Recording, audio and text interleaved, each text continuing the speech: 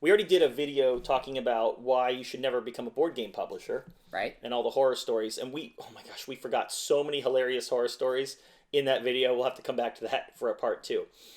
But now I wanted to do why you shouldn't necessarily be so excited to sell your game to another publisher. That's right. Yeah, so there's a lot of space for things to discuss here. I'm not sure where to even begin. Well, first of all, anything that could go wrong for you as a publisher can go wrong for them as a publisher, and you have no say in it. You have no power. You don't. If they screw up, normally, Joey is famous for this. Anytime he makes a mistake, he'll stay up all night fixing it, or drive to where he needs to go and fix it. But if somebody else is in control of the thing, they'll just make the mistake and not notice it, and then you'll find some kind of mess. Yeah, I don't know if I'm famous for it, but that is my go-to. So let's postulate a couple scenarios here. So you have a game that you've designed, your friends and your mom say it's the best game ever. Maybe you go to a convention or you put it online on Reddit or something, and other people play it and they say it's good. And everyone says, okay, you should send it to publishers. That's a topic for another video, is how to get a publishing deal. But suppose you send it out and now you have a publisher that's interested.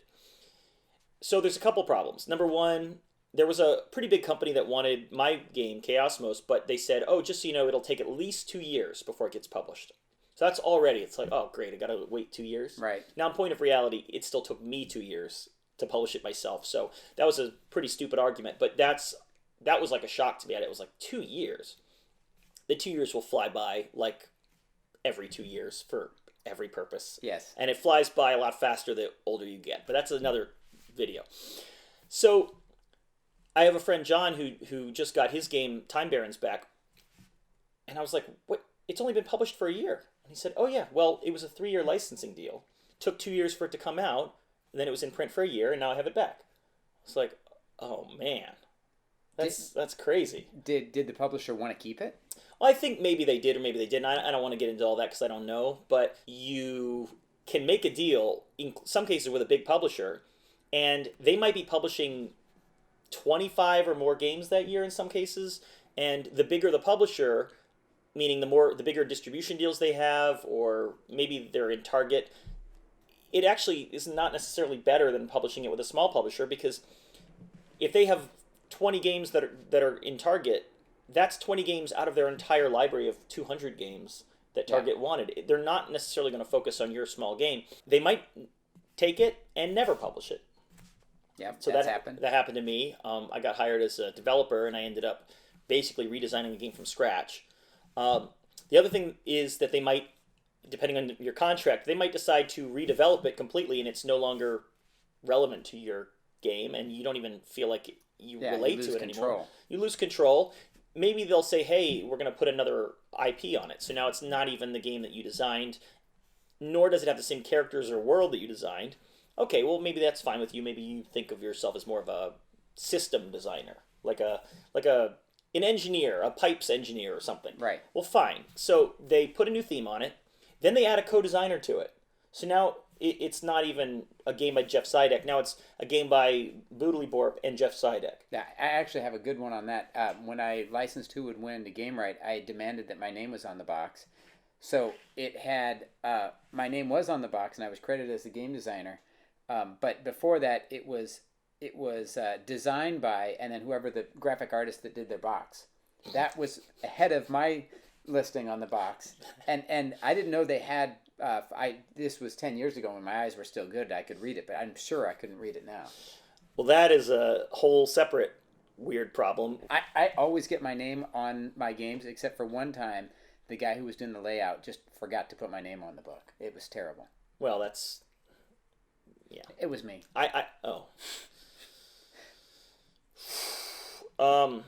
Yeah, so now you're arguing against the point, which is now you're saying maybe you should give it to competent people to publish instead of yourself.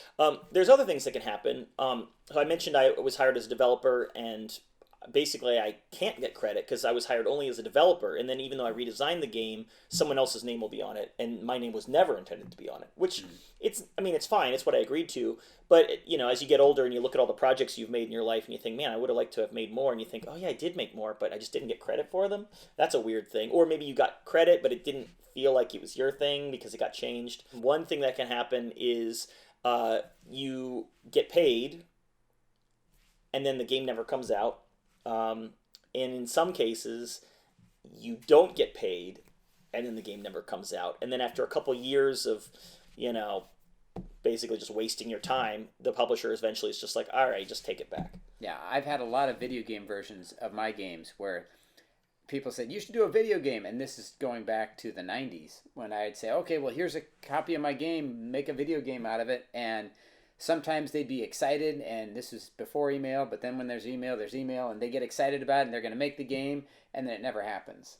Yeah. So make sure you get an advance. If somebody is serious about making your game, they're going to put some hard cash on the table, and that's going to run out at some point. That if they don't make the game within a year or 2 years or whatever, then all the rights revert to you.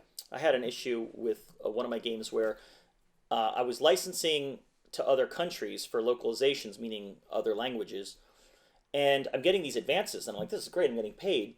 And then I started realizing, wait a minute, some of these offers that are coming in, they want all these extra territories, and I'm not even sure some of these companies that want to pay me the advance actually make money by publishing and selling the game, because they want what's called sub-licenses, meaning some of these companies, they seem like they're publishers, but what they really are, they're almost like agents, and then they try to sub-license your game to yet another party or parties. So if I have a deal with, say, someone in Europe, and they want all the sub-licensing rights, they might give me $5,000, which sounds like a pretty good advance plus a percentage or whatever. But really what they're doing is they're going to then sub-license my game and make all their money sub-licensing to other companies and make all their money back pretty quickly. They don't actually care if my game gets made, because in some cases they don't even get a percentage. They just get sub-licensing fees and have already paid me my advance. They have necessarily no intention of actually even making the game. Maybe these other companies, these all around the world, might make the game, but again, and it's also one more layer further distant from the process that you are. So not just somebody screwing up, but somebody sells it to somebody else who screws up, so that you're that much further away from being able to say, hey. I won't even have contact with these other companies, so I can't have things like final approval. They could change the art. They could in some cases even retheme it, sometimes to things that are truly abhorrent, and you don't even want. It'll actually damage your brand. So there's a million things that can happen. I got hired once to work on a, we'll call it Duffy the Zombie Slayer. And I was taking a long time to design the game. And I was trying to deliver what they wanted, but I also wanted to be true to the IP. And so I had to read all the comics, watch the TV series, and I had to do a good job as far as the game goes and have it all integrate. Well, I had a deal, but I got fired. The game did come out, and I haven't played it, so I don't know if any of my ideas got incorporated. But when they did offer me my original advance, I knew that was all I was going to get, because they were going to change it because they had other designers.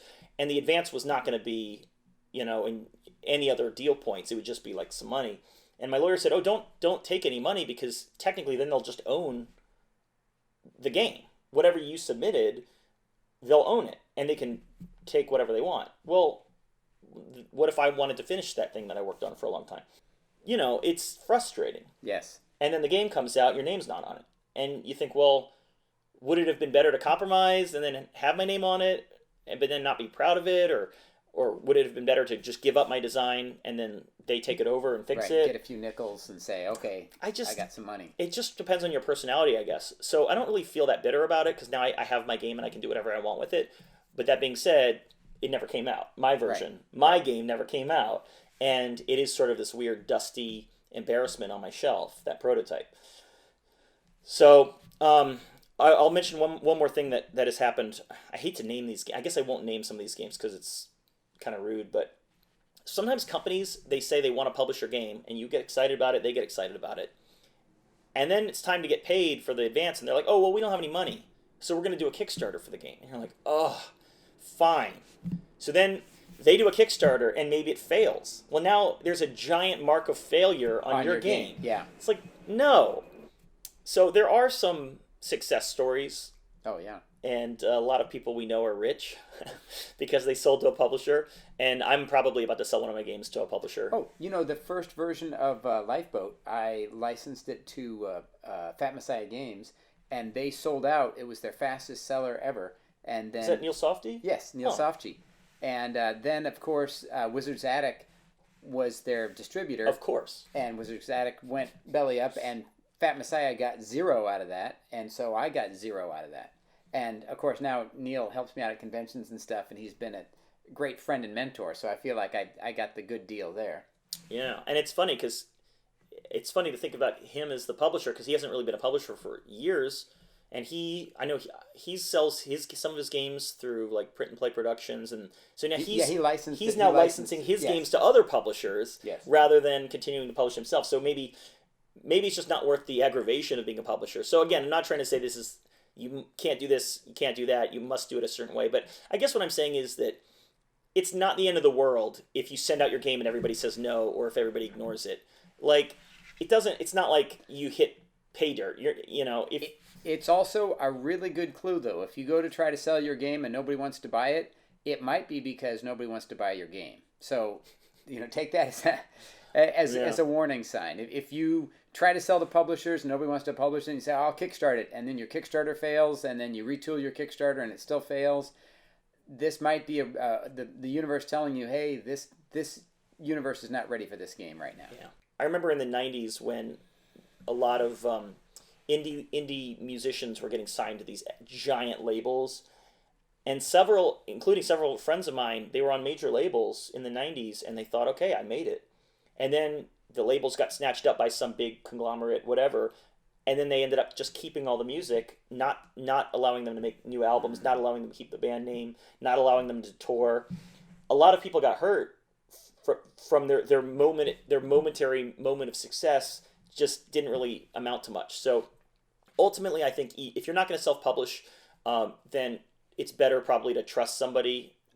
Work with somebody you trust. I think work with somebody you trust, but try to find a way to trust the big guys because they will get your game out there. You never know. Good luck. It depends on every situation's different. So, and the other thing too, one last thing, if you are a real good game designer, you're going to have more than one idea in your life. So if you do something great and it just gets set aside or ignored or ruined or stolen or whatever, Joey's had that happen to a lot of his stuff, but he's still managed to put out several great games because you keep at it and keep doing it. If it's the only game if it's the only good idea you're ever going to have, then hide it, protect it, nurture it, or whatever.